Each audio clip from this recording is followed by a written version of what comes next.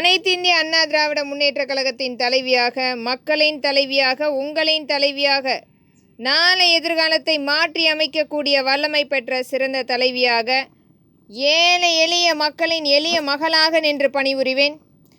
நம்மளுடைய அனைத்திந்திய அண்ணா திராவிட முன்னேற்ற கழகம் ஆட்சி அமைக்கும்போது முறைப்படுத்தப்பட்ட திட்டங்களாக கொண்டு வந்து செயலாக்கம் செய்யப்படும்.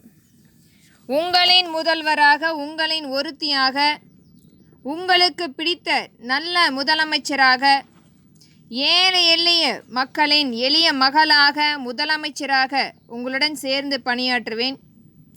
இன்றைக்கும் சட்டமன்ற தேர்தலுக்காக கூட்டணிக்காக பேசி கொண்டிருக்கிறார்கள். அதற்குரிய கண்டிப்பாக பதிவு இது.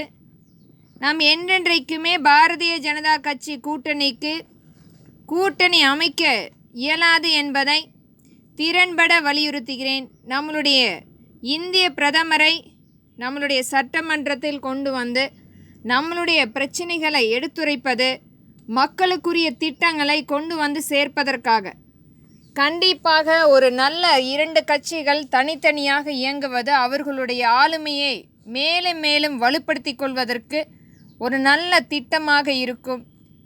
இங்கு ஒரே அணியில் 2 பேர் சேர்ந்து அது செயல்படுவது என்பது ஒரு நல்ல கருத்தாக இருக்காது என்பது நம்மளுடைய அனைத்திந்திய அண்ணா திராவிட முன்னேற்ற கழகத்தின் சார்பாக பதிவிடுகிறேன். நன்றி.